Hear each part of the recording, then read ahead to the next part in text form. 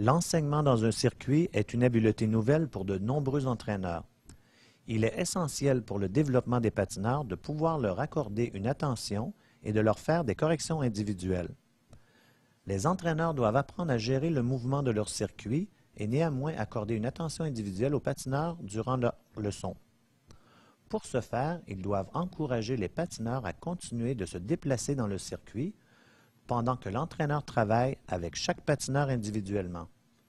Les entraîneurs choisiront une aire du circuit dans laquelle travailler à chaque leçon. Ils doivent mettre l'accent sur l'habileté principale qui doit être enseignée ce jour-là.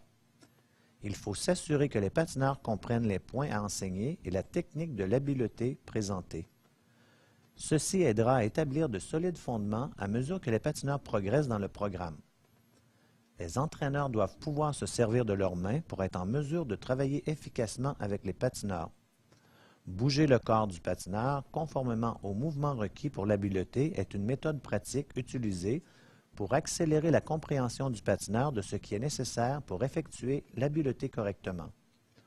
Une autre technique que les entraîneurs peuvent utiliser efficacement durant leur circuit consiste à prêter assistance pour les habiletés. L'assistance des habiletés représentera une énorme partie du développement du patineur. Prêter assistance donnera une stabilité au patineur tout en lui permettant d'avoir conscience et d'apprendre la technique de l'habileté.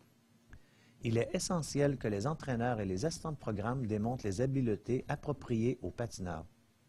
À mesure que les patineurs se familiariseront avec les circuits, ils commenceront à reconnaître les symboles sur la glace ou les signes que les entraîneurs utilisent pour identifier les habiletés sur le circuit. Ils deviendront aussi familiers avec la façon dont le matériel pédagogique et les autres aides visuelles sont utilisés. Ceci permettra à l'entraîneur d'avoir plus de temps pour la correction des erreurs et l'enseignement de la bonne technique. Les entraîneurs doivent s'assurer qu'ils passent du temps individuel avec chaque patineur dans leur période de leçon. Accorder une attention individuelle dans un circuit présente de nombreux avantages. L'avantage principal est que l'entraîneur peut offrir un enseignement de qualité pour le bon développement de l'habileté sans entraver les occasions d'apprentissage ou la progression des autres patineurs sur la glace.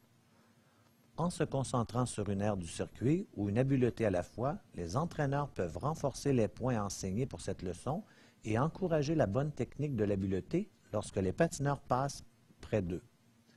Pour de nombreux entraîneurs, rester au même endroit durant le programme Patinage Plus est un concept étranger. Mais, en mettant l'accent sur une habileté, les entraîneurs peuvent vraiment se concentrer sur la bonne technique nécessaire pour le développement des habiletés. Une autre grande stratégie à utiliser tout en enseignant les circuits consiste à donner aux patineurs les points à enseigner et la bonne technique pendant qu'on dirige les patineurs autour du circuit.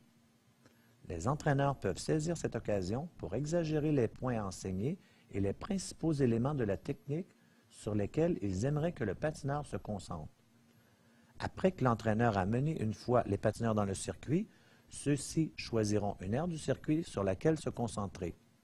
Ils peuvent donner des rétroactions individuelles et de groupe lorsque les patineurs passent par cette aire du circuit.